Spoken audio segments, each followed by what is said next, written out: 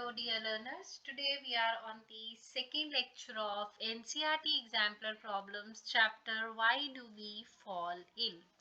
Here again we are going to discuss about some of the expected NCERT exemplar problems. So let us start with question number 1. Question number 1 is give two examples for each of the following. आपने दो examples देनी है. ठीक है जी. सबसे पहली आई आपकी एक्यूट डिजीज. बच्चे एक्यूट डिजीजेस कौन कौन से हो सकते हैं which are not long lasting. So इसमें आ जाएगा जी आपका कॉमन कोल्ड आ जाएगा. दूसरा आपका आ जाएगा टाइफाइड. ठीक है. It is these are acute diseases. Then comes your chronic diseases which are deadly, which are having long term effect, जो हमें ज़्यादा मतलब हमारी हेल्थ को through long life they are going to effect. So chronic में आ जाएगा जी आपका डायबिटीज और दूसरा आ जाएगा जी elephantiasis.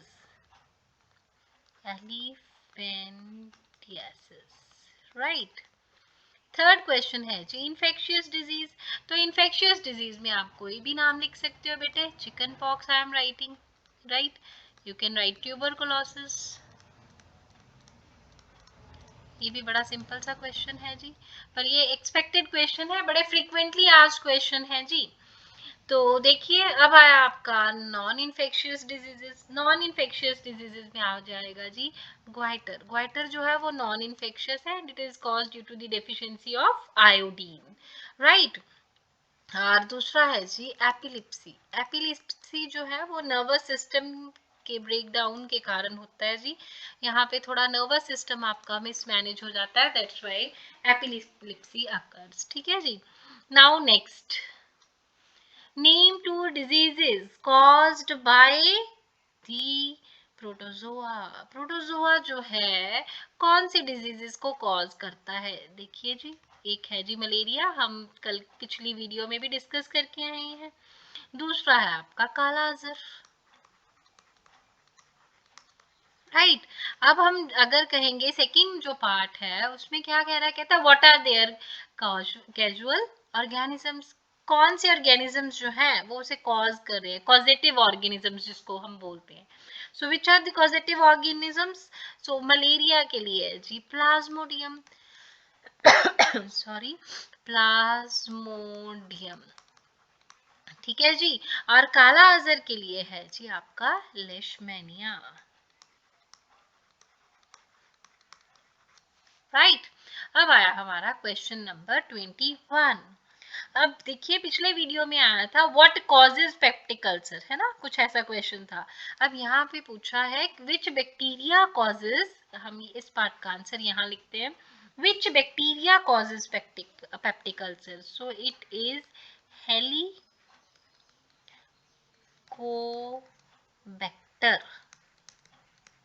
Helicobacter pylori.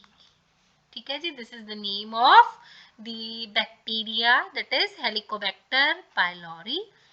And who discovered the above pathogen for the first time. किसने सबसे पहले डिस्कवर किया था जी. वो है जी मार्शल और वॉरेन. Marshall and Warren. सबसे पहले पैथोजेंस के बारे में जो डिस्कवरी की थी वो किसने की थी जी.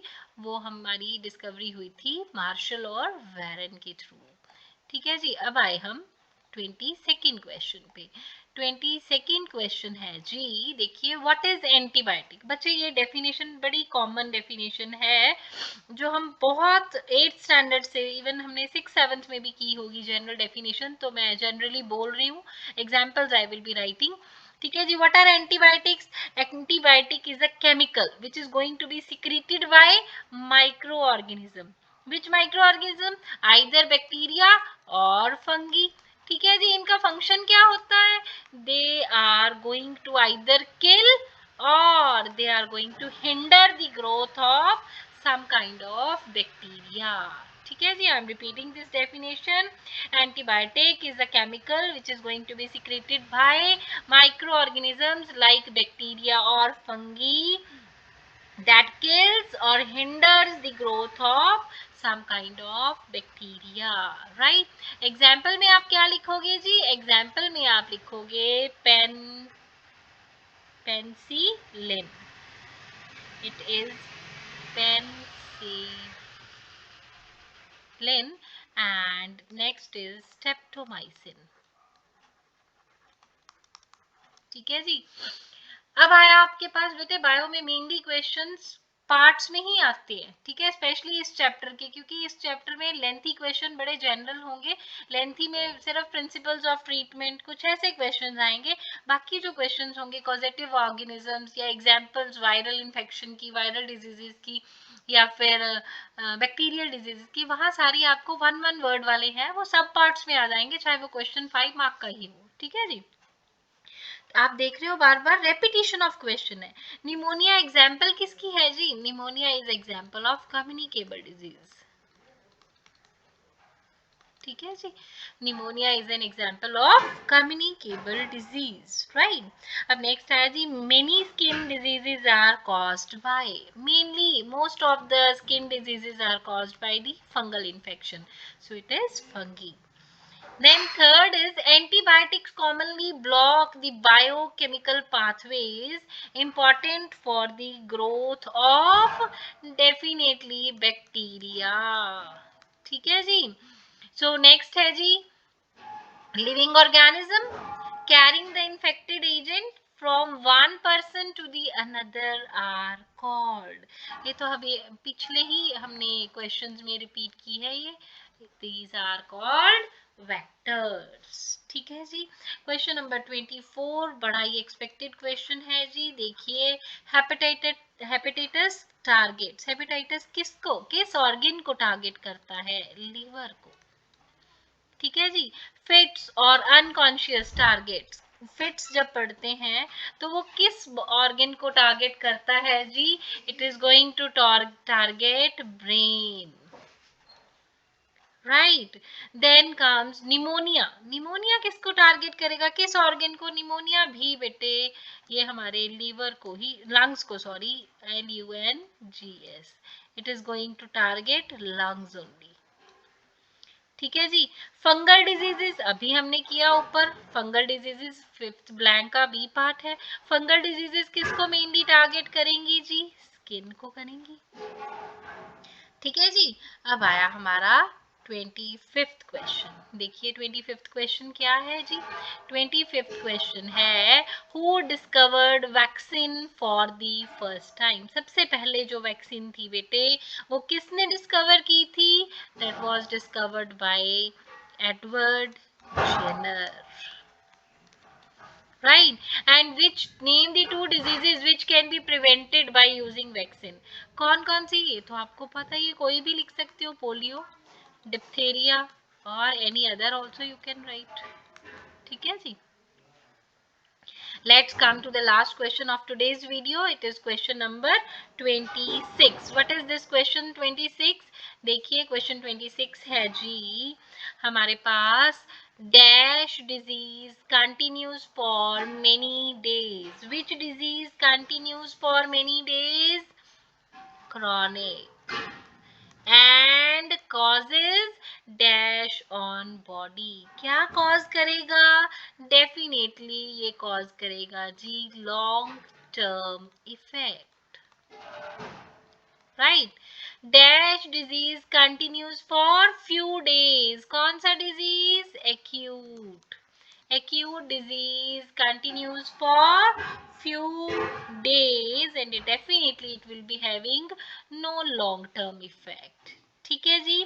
Dash is defined as, what is defined as physical, mental और social well-being and comfort, इसमें क्या लिखोगे जी? हेल्थ, ये सबसे पहले पेज पे आपके डेफिनेशन गिवन है एनसीईआरटी में, ठीक है जी। Then D, common cold is dash disease, common cold कौन सा डिजीज है बेटे? वायरल डिजीज है। अगर आप इन्फेक्शियस डिजीज लिखोगे तब भी ठीक है, ठीक है ना, इन्फेक्शियस तो है ही है ये नेचर में। एंड लास्ट, लास्ट क्या है जी? Many skin diseases are cause, देखिए थर्ड टाइम एक ही वीडियो में रिपीट हो गया जी, एनसीईआरटी एग्जाम्पलर है ये, तो आपके सामने ही है ये। एक क्वेश्चन और कर लेते हैं, फिर हम वाइंड अप करेंगे। छोटा सा क्वेश्चन है जी, classify the diseases as infectious and non infectious. Simple सा क्वेश्चन है। तो इन्फेक्शियस और नॉन, एड्स इन्फेक्शियस है, डेफिनेटली इन्फेक्शियस डिजीज है। Through sexual contact from the mother to the baby, feeding baby, ठीक है जी। थ्रू ब्लड ट्रांसफ्यूजन, हमें पता ही है। अब आई हमारी टीबी की बात। TB is infectious, definitely it is infectious disease. कैसे? whenever the person will be coughing or whenever the belongings of the person will be used, definitely the person who is coming in contact with that, he will also be getting some sort of symptoms. Then cholera. Is cholera infectious? No. Cholera is non-infectious disease.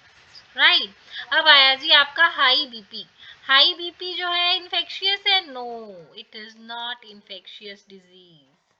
Right. उसके बाद आया जी आपका heart disease. Heart disease जो है वो भी आपका किस कैटेगरी में आएगा जी?